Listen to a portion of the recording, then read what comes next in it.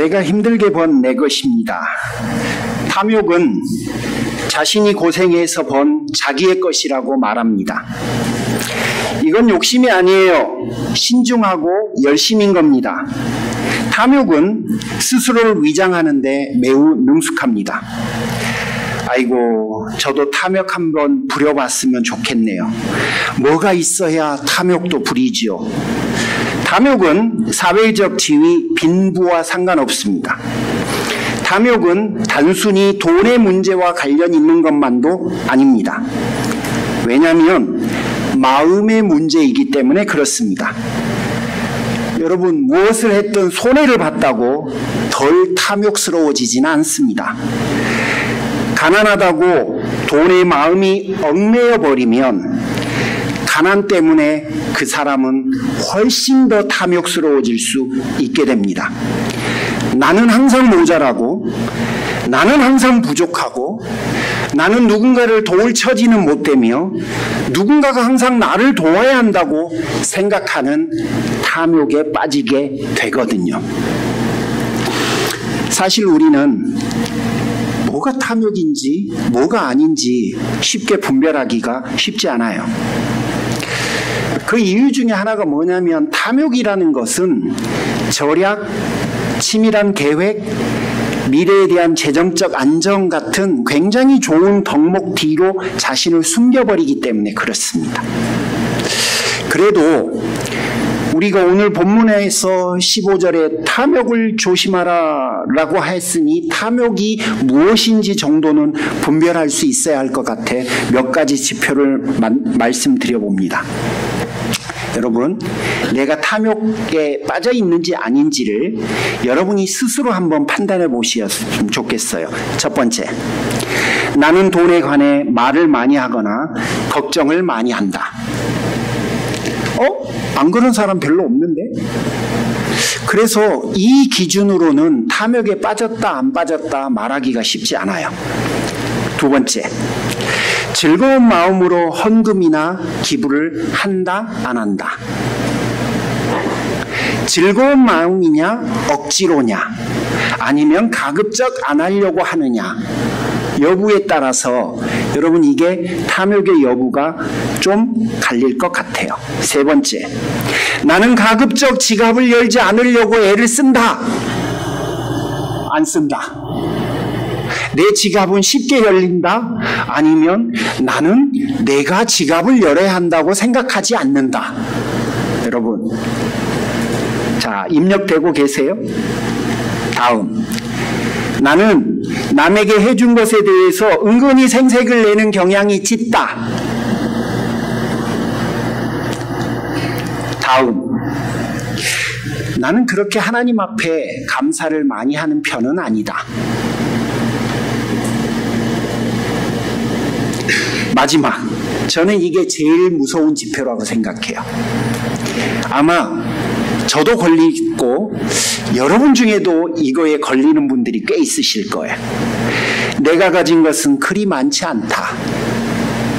돈이나 환경이나 인간관계나 행복이나 삶의 성취나 등등 내세울 것이 그리 많지 않다. 그래서 나는 현 상황이 그렇게 만족스럽지 않고 그리고 항상 더 나은 무언가를 찾기 위해서 나는 무척 갈급한다. 어떠십니까?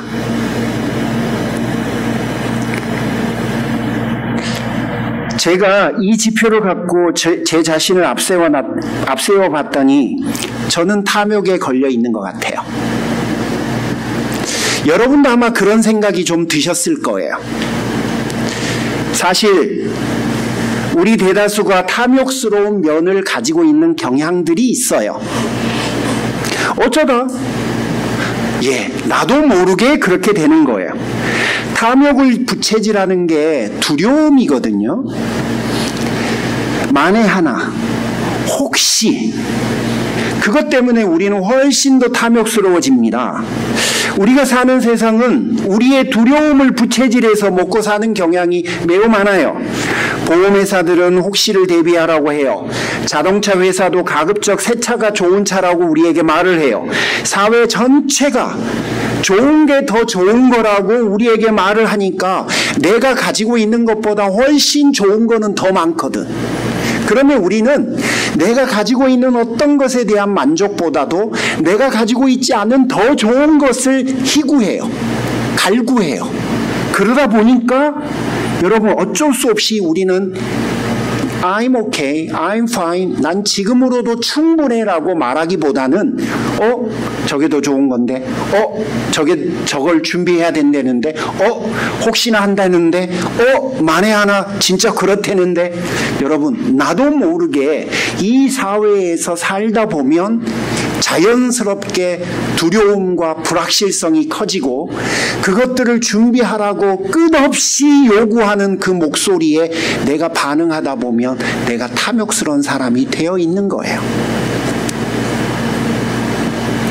이런 이유에서 이 시대 사람들은 자신의 삶을 철저하게 계획하고 통제하려는 경향들이 더 짙어집니다. 그래서 세 가지 패턴을 가져요. 획득하고 그 획득한 것을 유지하기 위해 애를 쓰고 그 유지한 것을 나를 위해서 저장하는 거예요. 획득, 유지, 저장.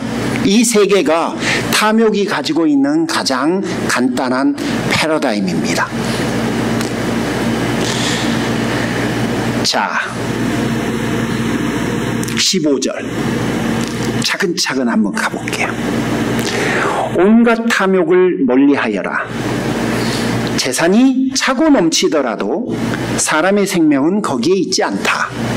여러분 탐욕 이야기를 하면서 예수님이 우리에게 등장시키는 단어가 하나 있어요. 우리를 매우 긴장시키는 단어. 뭐죠?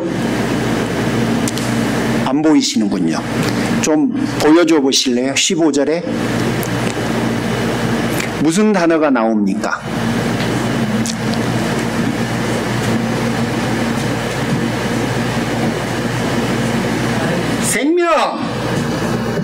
생명이에요. 생명. 그리고 나중에 예화도 여러분 20절 가보십시오. 19절 20절에 내가 너의 생명을 오늘 밤 취해가면 남아있는 재산이 누구의 것이 되겠느냐라고 하면서 여러분 15절과 20절에서 공통적으로 이분이 탐욕이라고 하는 주제를 꺼내면서 탐욕으로 그치지 않고 내 생명하고 연결시키고 있다는 점에 대해서 긴장해야 돼요.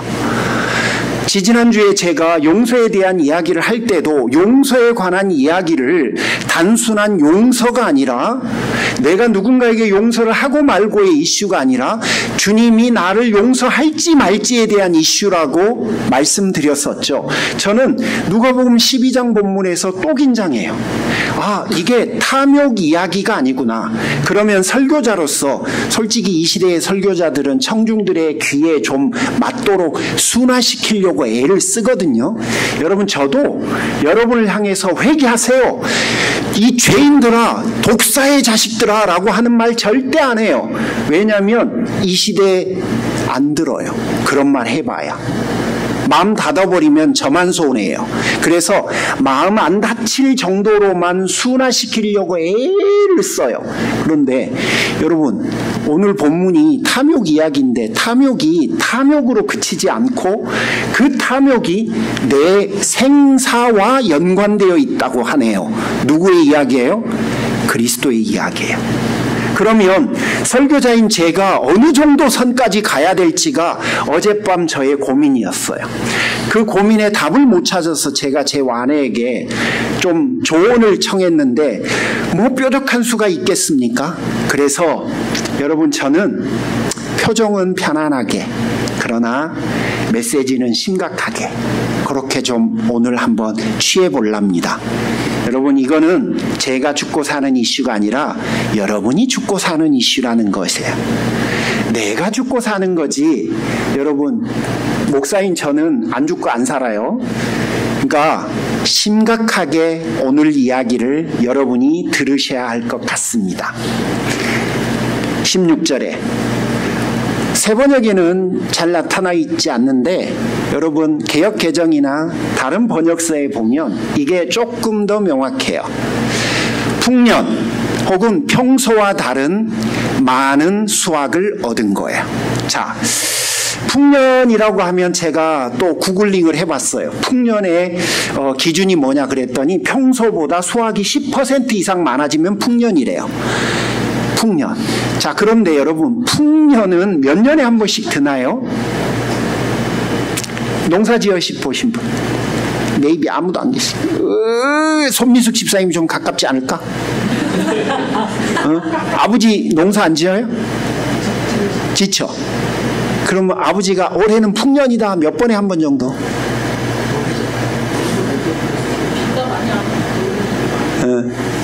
그렇죠? 비도 많이 중요해요. 자, 사실 저희 아버지도 농부였는데요. 그 풍년이라 소리 거의 안 해요. 왠 줄 아십니까? 해마다 이슈가 있어요. 해마다. 여름 잘 버텼다 그러면 언제 문제가 생기는지 아십니까? 가을에 수확하기 전에 뭐? 태풍! 얘가 확 쓰러뜨려 버려. 그러면 이제 여물이 들어갔고 곧 수확할 거다 하는 게 딱 쓰러져 있어 봐요. 물에 푹 잠겨져 있어 봐요. 이거 다 이렇게 세워요. 실은 옛날에는 그랬어요. 요즘은 그 정도 인력이 없어요. 그래서 그냥 엎어져 있으면 엎어져 있는 대로 놔둬야만 해요. 옛날에는 이거 외에는 살 길이 없었기 때문에 죽기 살기로 그거 전부 다 이렇게 몇 더미씩 이렇게 묶어놔야 돼요. 자, 풍년이 쉽지 않은 일이에요. 그런데 어떻든 평소보다 수확이 10% 많아지면 풍년이에요. 그런데 오늘 본문은 풍년이라고 하는 단어를 떠나서 뭐라고 되어 있냐면 풍성한 수확이라고 되어 있어요. 풍성한 수확. 풍성한 수확은 얼마쯤일까요? 이 고민이 돼요. 설교자로서 도대체 이거는 얼마 정도를 풍성한 수확이라고 해야 될까 잘 몰라요. 그래서 여러분 많은 사람들이 경험해 보지 못한 어떤 행운 정도로 이해하면 어떨까 제안드립니다. 10%? 그럴 수도 있지. 별거 아닌데? 뭐 이런 생각이 들 수도 있을 것 같아서 그렇습니다. 그리고 사실은 이게 10%인지 5%인지 아니면 내가 매달 버는 월급인지 그거는 정확하게 잘 모르겠어요. 하지만 중요한 거는 여러분 지금부터예요. 어떻든 이 뜻밖의 행운을 얻은 주인공은 뭘 합니까? 얻었으니 그 다음에 뭘 해야 된다고 생각하죠? 유지해야 돼요. 그래서 뭘 해요? 저장하려고 결정을 해요. 획득, 유지, 저장. 획득, 유지, 저장. 이게 뭐의 패러다임이라고요? 탐욕에 빠진 사람의 패러다임이에요. 그러면 얻었으니, 내가 얻었으니, 아니면 뭐 어떻게든 얻었으니 그 다음 뭘 해야 되냐면 유지를 시킬 방법을 생각해요. 그 유지를 시킬 방법으로 가장 많은 선택을 하는 게 저장이에요. 본문의 주인공은 창고를 새로 짓고 우리는 뱅크 어카운트에 넣어놓든지 뭘 사든지 어떻든지 다양한 방식으로 우리도 저장을 해요. 자, 그런데 17절에 그 고민의 결과 쌓아둘 곳이 없어서 공간을 만들고 그 다음에 19절에 그가 저장하려고 했던 이유가 설명되어 있어요. 내가 열심히 일해서 거둔 곡식이니 당연히 나를 위해서 저장해야겠다. 내 영혼아 편안하고 기뻐해라. 마음껏 쉬어라. 너를 위해서 몇 년은 먹을 것이 이미 준비되어 있다. 이야, 여러분 이게요. 이게 농사를 모르는 농사꾼이에요. 사실 자연 법칙에서는 이런 일이 벌어지질 않아요. 왠 줄 아십니까? 말씀드렸잖아요. 풍성한 수확 10%만 더 해도 풍년이라고 말하고 그 10%가 많아지는 일이 자연 법칙에서도 수년에 한 번 있을까 말까 하는데 그거를 능가하는 일이 벌어진다? 그러면 여러분 이거는 자기 능력이 아닌 거예요. 자기 능력 밖에 있는 일인 건데 이 사람은 내가 얻은 내 노력의 결론이다라고 생각을 해요. 아무것도 모르는 농사꾼인 거죠. 20절 그래서 20절이 그에게 임한 겁니다. 20절 본문을 좀 열어놔 주실래요? 한번 같이 읽어보실래요? 시작.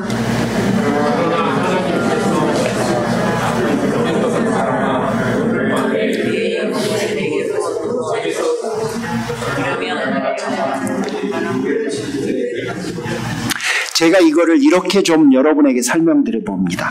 그는 자신의 내일을 준비하기 위해 창고를 짓는 결정을 했지만 내일의 다음에 있는 내일에 대해서는 아무것도 모르고 있는 사람입니다. 그에게 내일은 있을지 모르지만 그 내일에 만나게 될 하나님에 대해서는 그는 무관심합니다. 자신의 내일을 고려할 때 하나님에 대해서는 고려하지 않고 있습니다. 내일은 창고와 상관이 있을 뿐이라고 여겼을 뿐 하나님을 만나는 일에 대해서는 전혀 알지 못했습니다. 자신의 생명이, 자신의 물질이 오직 하나님께 달려있음을 그는 전혀 모른 채 인생을 살았습니다. 그래서 20절 맨 마지막에 주께서 이렇게 말씀하십니다. 내가 오늘 너희 생명을 거두면 너가 쌓아둔 그 물질이 누구의 것이 되겠느냐?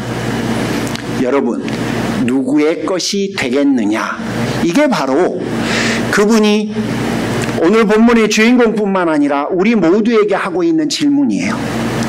너희들이 얻어서 유지하고 저장해둔 그것이 누구의 것이 되겠느냐?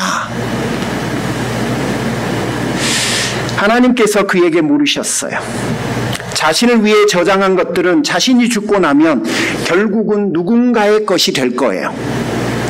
그가 누군가를 위해 나누어 주었기 때문이 아닙니다. 그가 죽었기 때문입니다. 주님, 이번에는 저에게 이렇게 많이 주신 이유가 무엇입니까? 왜 더 주셨을까요? 우리가 필요하다고 기도해서 더 주셨을까요? 항상 내가 너무 모자라고 부족하다라고 늘 하나님 앞에 원망해서 더 주셨을까요? 아니면 그냥 그분이 심심해서 더 주셨을까요? 우리는 어떤 때는 하나님 앞에 감사하기도, 또 어떤 때는 우리에게 있었던 그 뜻밖의 행운에 대해서 주위 사람들에게 간증을 하기도 해요. 그런데 왜 더 주셨는지 하나님 앞에 묻지는 않습니다. 평소와 다른 너무 이상하고 희한한 일이 내 인생에 벌어졌는데 우리는 하나님을 믿고 그 하나님이 모든 것의 주인이라고 고백하면서도 주신 그분에게 물어보지를 않아요. 하나님 왜 더 주셨어요? 제가 어떻게 해야 합니까? 라고 물어보지를 않아요. 물론 하나님은 여러분에게 누리라고 더 주셨을 거예요. 확실해요. 하나님은 당신의 자녀들에게 그 자녀들의 가족들을 위해서 그분은 분명히 누리기를 기대하세요. 그런데 여러분 그게 끝이 아니에요. 하나님은 맡기신 거예요. 생각해 보십시오. 세상의 자원은 다 유한해요. 무한하지가 않아요. 나에게 하나를 주시다가 나에게 5개를 주셨으면 나머지 사람들 4명에게 하나씩을 빼앗아 와서 나에게 줘야 해요. 그러면 그 사람들은 결핍에 빠져요. 그리고 그 결핍이 지속되면 그 사람들은 다 죽어요.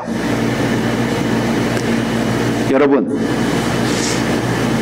하나님은 그 사람들 4명을 미워하시고 그리고 그 사람의 것을 나에게 주셨고 그 주신 것을 설마 나를 향한 하나님의 사랑이라고 지금 생각하시는 거예요?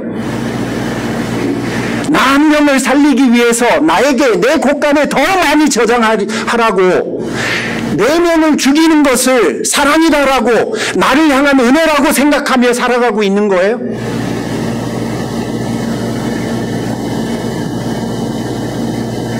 아니에요. 나를 향한 하나님의 사랑을 보여주기 위해서 나에게 더 주신 게 아니에요. 그 사람들에게 흘려보낼 사람으로 나를 선택한 거예요. 아니 하나님 그냥 당신이 주시지 왜 나를 하나님은 항상 그렇게 일했어요. 이게 하나님이 일하시는 방식이에요. 여러분 하나님의 부요와 기쁨을 우리에게 나눠주고 우리도 그분의 부요와 기쁨에 동참할 수 있도록 하나님은 항상 우리와 함께 일하기를 기뻐하셨어요. 내가 그렇게 일을 해본 적이 없었기 때문이에요. 그분이 나에게 주시고 그 주신 것을 그분의 뜻을 받아들여서 내가 하나님으로부터 받은 것을 그분의 기쁨과 그분의 부요함을 동참하고 그분이 이루시는 그 역사의 한 주인공으로 내가 초대받아서 그것들을 활용하고 그것들을 하나님 앞에 드리고 있었던 생각과 사고를 못 해보고 그냥 해서 여러분 우리는 그런 걸 모르는 거예요. 나에게 주신 달란트를 그냥 나는 오케이? 라고만 해왔기 때문에 그분이 나를 향해서 손짓하고 내가 너에게 나눠줄 기쁨과 부요함이 있다. 그러니 너가 그 부요함과 기쁨에 예스함으로 같이 동참해서 내가 너에게 나눠줄 그 부요와 기쁨을 항상 너가 누렸으면 좋겠다라고 하는 것을 이해하고 무엇을 하든지 참여했으면 이게 하나님 중심으로 내가 그분 앞에 드리는 인생을 살아갔을 거예요. 그러나 그거 없이 막연하게 할 만하니까 할 수 있으니까 또 필요하니까 해야 되니까 등등의 가치로만 내가 하나님을 섬겨왔다면 여러분 하나님의 부요와 기쁨을 내가 동참하고 누리는 것에 대한 가치를 모르는 거예요. 그렇게 되는 거예요. 똑같아요. 왜 나한테 하라고 하십니까? 당신이 직접 하시면 되지. 아니면 저 사람에게 그냥 하라고 하지. 왜 저에게 그걸 주십니까? 나에게 그 가치를 공유하고 싶은 게 그분의 마음이에요. 내가 그 가치에 동참하게 되는 게 여러분 내가 누릴 수 있는 인생의 최고의 기쁨이고 영광이 되는 거예요. 나를 하나님의 역사의 주인공으로 만들어주는 아버지의 마음은 딱 거기에 있는 거예요. 여러분, 설마 하나님이 아무것도 없는 사람 앞에서 내가 내 입에 과자 2개 다 털어넣으라고 우리에게 주셨을까요? 여러분 그렇게 생각하세요? 그럴 리가 없잖아요. 동의하기가 쉽지 않으실 겁니다. 아니면 이해는 가더라도 마음이 지금 계속해서 힘드실 겁니다. 목사님 왜 우리를 그렇게 나쁘게 인생을 사는 사람으로 만드십니까? 그럴 리가 없어요. 제가 여러분의 인생을 나쁘게 살아왔다고 그거 말하려고 지금 이야기를 하는 게 아니라 우리가 가지고 있는 것, 우리가 해야 하는 것들이 어느 정도 수준으로 그분이 나에게 지금 마음을 갖고 있고 생각을 갖고 있는지를 여러분 넓혀드리려고 지금 이 무리수를 지금 두고 있는 거예요. 왜냐하면 이게 단순히 탐욕이 아니고 내 생명이 걸린 문제라고 하니까. 다시 말씀드리지만 10% 이상의 수익은 자연법칙에서 일어나지 않아요. 이런 일이 일어났다면 그건 내 능력이 아니에요. 하나님이 주신 겁니다. 왜? 특별한 목적이 있어서. 그런데도 우리는 내 능력이라고만 여깁니다. 여기서 우리의 잘못된 선택이 시작돼요.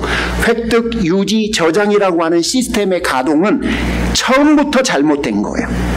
우리에게는 그게 당연할지 모르지만 하나님의 방향과는 완전히 다릅니다. 오늘 본문을 보니 그 다른 하나님의 방향이 그 사람에게 드러나요. 하나님이 주셨어요. 빼앗아가요. 다른 사람에게 주십니다. 줬다 뺏어요. 세상에 하나님이 이런 분이신가 싶을 정도로. 여러분, 줬다 뺏는 거는 진짜 나쁜 거예요. 그런데 하나님이 줬다 뺏어요. 안 빼앗기면요, 안 뺏으면요, 다른 사람들이 더 많이 죽거든요. 하나님 입장에서는 그 사람 한 명 뺏어가는 게 다른 사람 여럿을 살리는 길이기 때문에 여럿 살리라고 줬는데 자기 혼자 가져버리니까 그 사람의 것 다시 뺏어오지 않으면 나머지 사람들이 다 죽어요. 어떻게 해야겠어요? 하나님은 하나님의 마음을 이해하지 못하는 받은 자에게는 뺏어 오셔야만 하는 겁니다. 아주 중요한 것 하나. 흔히 우리가 탐욕에 대해서 접근할 때 많이 소유하려고 하는 것만 탐욕이라고 생각하는 경향이 꽤 있어요. 맞아요.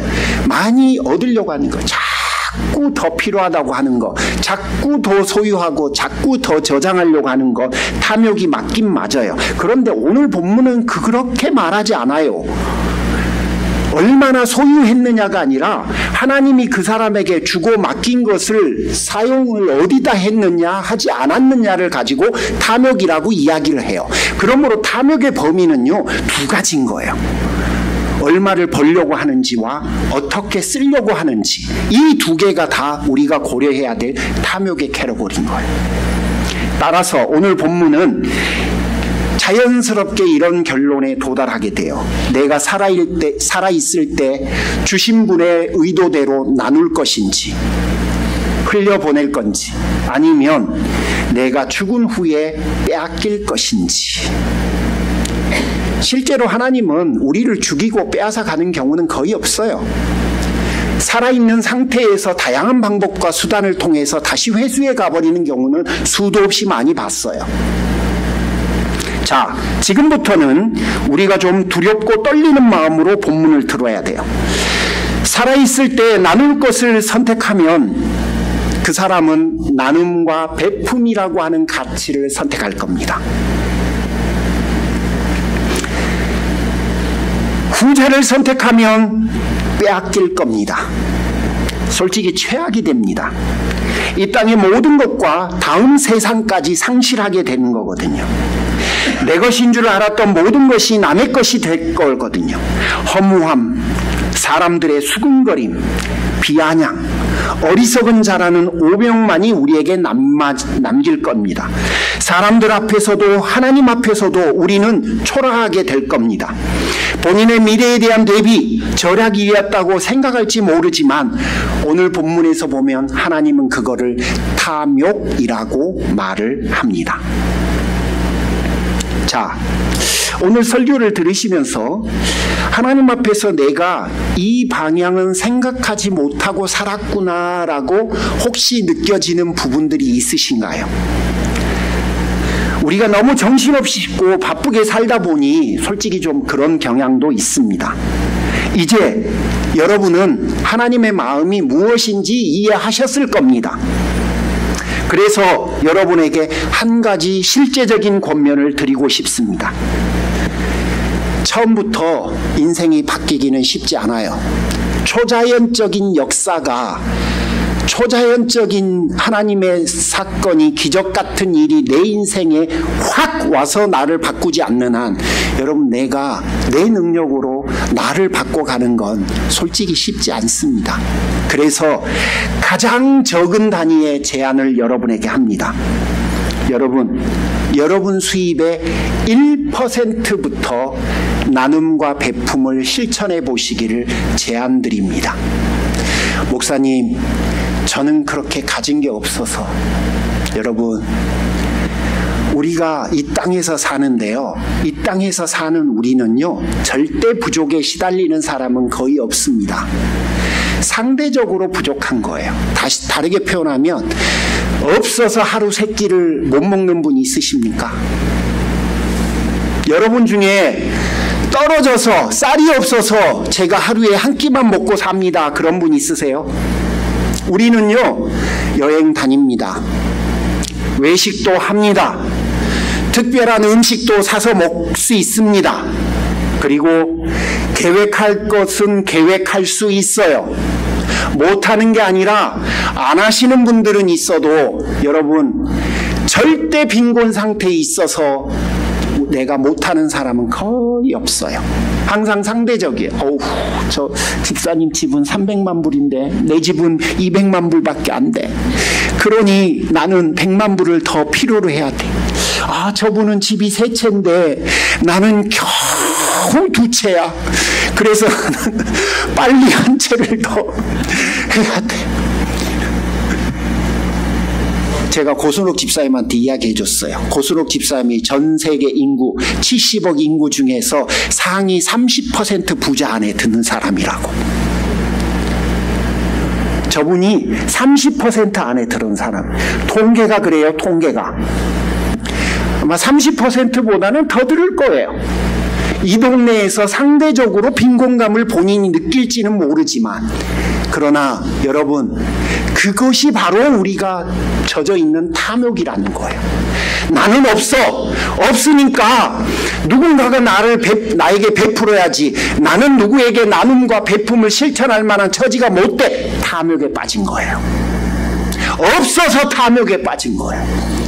하나님은 나를 절대 빈곤의 상태에 놓게 하지 않으셨는데도 불구하고 나는 항상 내가 절대 빈곤에 있는 사람처럼 나를 생각해요.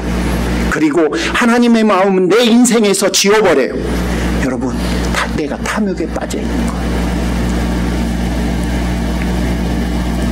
빨리 벗어나야 돼요. 하나님의 부요와 기쁨을 여러분이 온전히 누리려면 어떻게 하면 된다고요? 1%. 여러분 월급의 1% 좋아요. 더 타협하자고요. 애프터 텍스로 4,000불을 벌어 텍스를 1,000불을 냈다. 고민되실 거예요. 40불을 써야 될지 30불을 써야 될지 고민이 될 거예요. 텍스 리턴 받은 건 어떡합니까? 그거는 텍스 내고 받은 거잖아. 그렇죠? 그러면 여러분 그거는 그냥 비포 텍스로 해야지. 참 우스운 이야기를 목사인 제가 하고 있는데 우리는 그렇게 하나님 앞에 치사해요. 그걸 제가 인정해요. 여러분이 4,000불을 벌어. 1,000불이 텍스야. 3,000불이 남아. 그러면 1% 얼마죠? 30불. 그걸 어떻게 하란 말입니까? 교회 식구들 외에 교회 식구들 중에서도 내가 평소에 잘 컨택하지 않았는데 저 사람이 나의 위로와 격려가 필요해 보인다고 느껴지면 그 사람도 괜찮아요. 아니면 교회 식구들 외에 내 눈에 하나님이 비춰주는 사람들이 있어요. 분명히 있어요. 내가 마음을 쏟게 만드는 사람들이 있어요. 그 사람을 위해서 쓰세요. 가장 쉬워요. 어떻게 씁니까? 선물을 사다 줘야 됩니까? 선물 사다 주고 싶으면 선물을 사다 주고 가장 좋은 방법은 같이 시간을 보내주는 거예요. 그 돈을 갖고 밥을 사주든 차를 마시든. 그래서 하나님의 마음이 나를 통해서 그 순간 조금이라도 흘러갈 수 있도록 의도하지 않아도 흘러가게 돼 있어요. 가장 심플한 방법.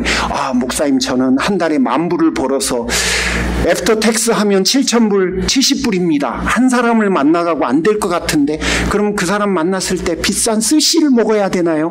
그러고 싶으면 그러세요. 그러고 싶으시면. 아니면 다른 방법은 정기적인 후원을 제안합니다. 정기적인 후원. 세상에는 여러분의 나눔과 베품이 필요한 사람들이 너무너무 많습니다. 제가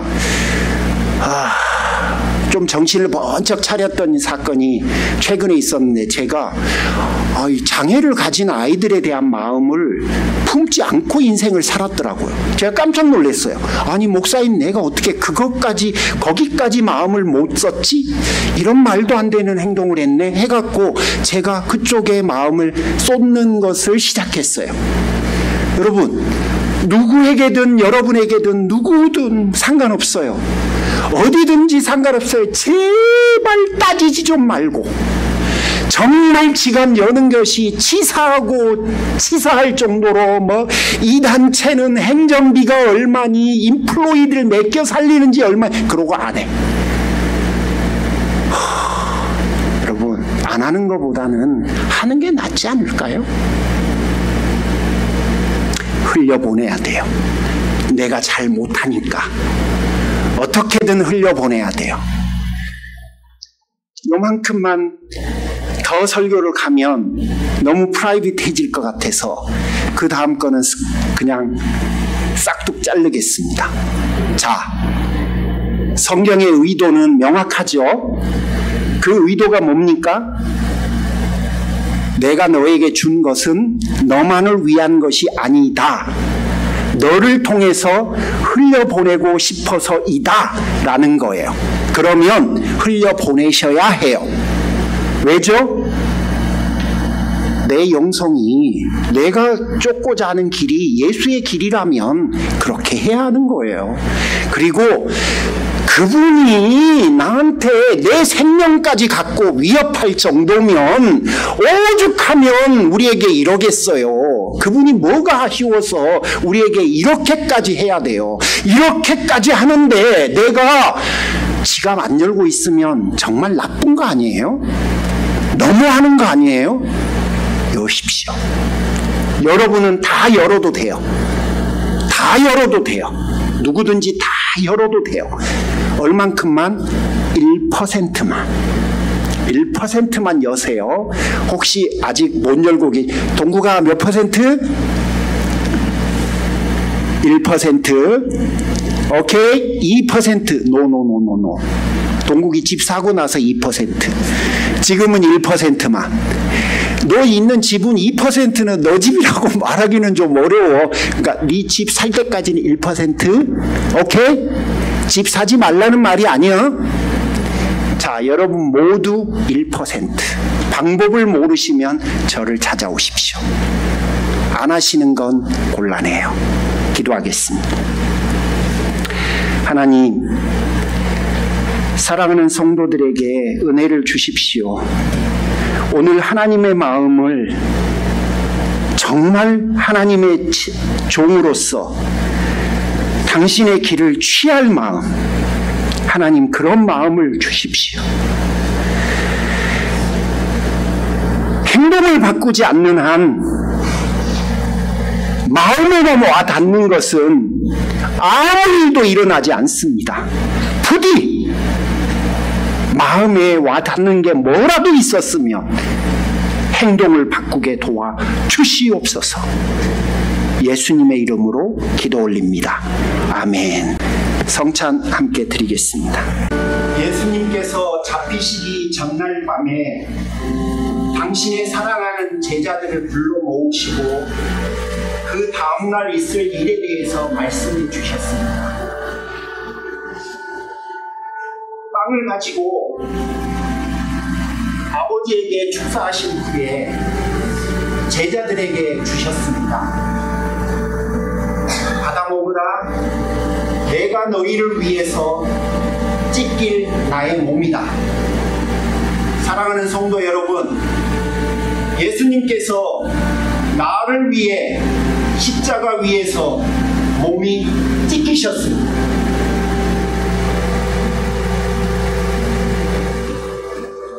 후에 잔을 들어 하나님 앞에 기도하신 후에 제자들에게 주셨습니다. 마시라. 내가 너희를 위해서 흘릴 피다.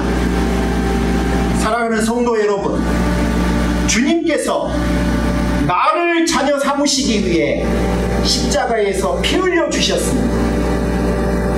이 빵과 이 잔은 내가 그분의 사랑을 받아서 그분의 사랑받는 자녀가 되었다는 증거입니다.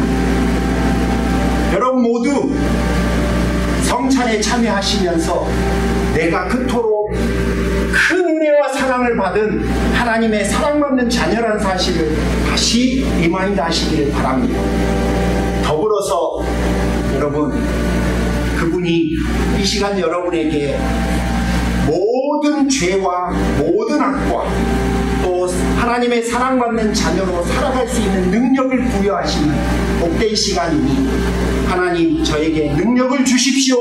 같이 기도하는 그런 귀한 시간이 되셨으면 합니다.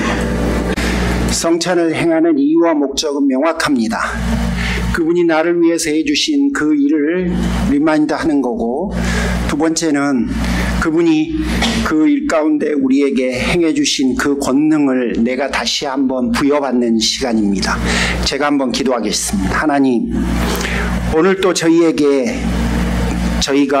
그토록 큰 사랑과 은혜를 받은 하나님의 자녀임을 리마인드 시켜주시니 참으로 감사합니다.